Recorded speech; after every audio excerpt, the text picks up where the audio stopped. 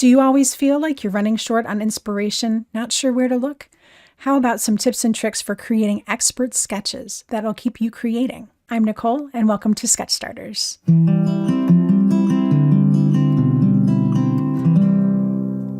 Once you see this simple process, you'll be seeing potential sketches everywhere, not just in magazines. It only takes a few simple tools: a pencil and eraser, some cardstock cut for templates, a ruler, paper or a notebook, and some reference photos. First, let's create some templates. To create a perfect size down template for any card size you make, all you have to do is cut it into quarters. For example, an A2 template is 1/4 of a 4 1/4 by 5 1/2 panel, so 2 1/8 by 2 3/4. If you want a standard slimline template, it's 1/4 of a 3 1/2 by 8 1/2 panel, or 1 3/4 by 4 1/4. I create these in cardstock so they're sturdy enough to trace over and over. My reference photos today are taken from a recent home magazine, but you can find inspiration images from personal photos, Pinterest, or any other visual source. I have 4 ideas that we'll create to give you some idea of how you can translate a complex image into a simple sketch to use over and over again in your card making and even scrapbooking. I'm starting off with this grouping of images. They just happen to be in a card format. Can you see? Well, we'll focus on this one with the bowl and plate to create a double circle sketch. First, I'll make a canvas using my cardstock template. Then I'm going to go ahead and start sketching in the shapes that I see. I really like to keep them kind of arranged how they are, so I'm going to have that one circle go off of the plate. And you're going to see here that I'm really not a great artist and I don't draw perfect circles. That's what an eraser is for. I'll also erase the overlapping areas and the parts that go outside the template. To finish, I'll take that spoon and I'm going to turn it into a simple rectangle for a sentiment strip. I could add more detail for sequins or enamel dots, but I think really I'm just going to keep this pretty simple. So I add in a little bit of extra outlining there to really solidify what the shapes are going to be, and I'm popping in that sentiment strip that is indicated from the spoon. And you can see here that I might go for a few little extra details. Those would probably end up being like sequins or enamel dots, but I usually don't go that detailed, so I'm going to go ahead and remove those from this sketch. That really gives me the most flexible idea that I can have.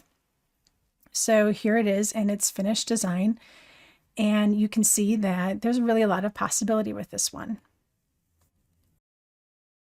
For the next sketch, I'm going to actually create a slimline.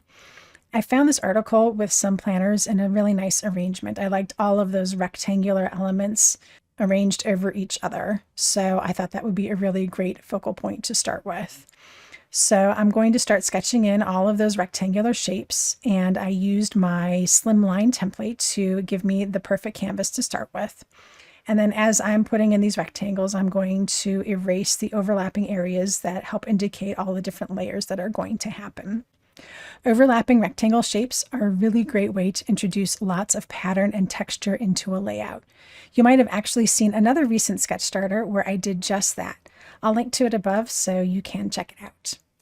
Sometimes you'll need to take liberty with a layout. For instance, the inspiration is in more of an A2 shape, but I really want to stretch this out to a slimline. So remember, this is all about inspiration, not replication.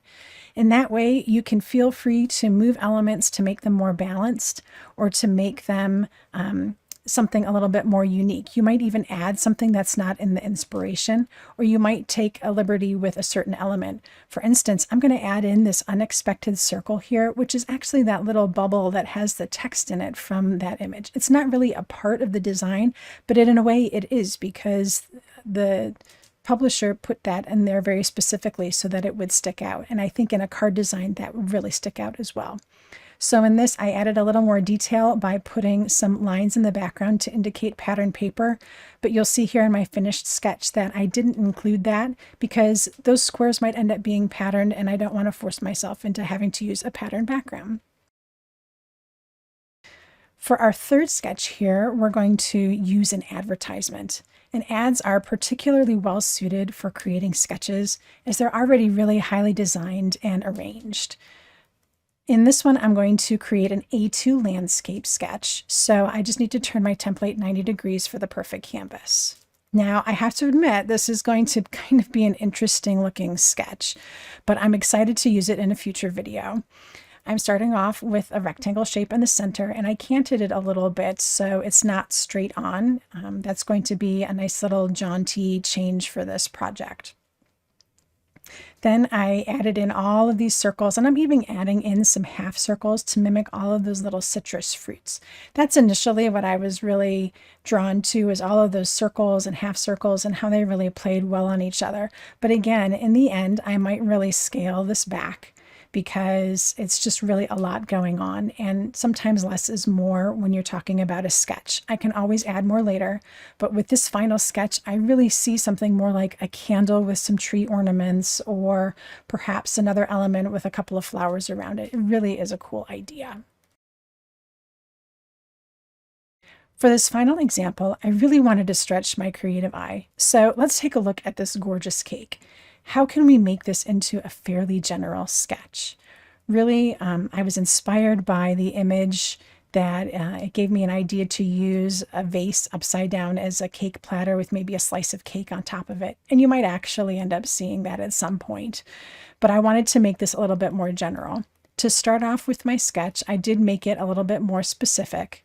But as you'll see here, I'm starting to box out those pieces. I really like to stick to squares, circles, and triangles when I do my sketches because that really gives me the most flexibility and doesn't box my mind into a specific element that I have to add to a project because I'm trying to follow a sketch. So I really liked some of the other little trailing elements that happened in here with the flowers that fell off of the cake plate here. So I thought I would add in a few more elements. But you'll see in the finished sketch that I opted for something even simpler with less circles. I could add some more in later or keep it scaled back. It all just kind of depends on what elements I choose to bring in the end. So there you go. This is a really quick look into how I create sketches and how you can too. It really doesn't get any simpler than that. I hope this inspires you to look at the world around you and to find sketch designs for your own projects. As for me, I have 4 new sketches that I'll be using in the coming weeks, so stay tuned to see these ideas come to life. Thank you for joining me today. I hope to see you watching and commenting with my next sketch starter, but until then, happy crafting. Hello crafters, I hope you enjoyed that video. If you want to see more, don't forget to subscribe to our YouTube channel and hit the notification bell so you don't miss anything. Thanks for watching!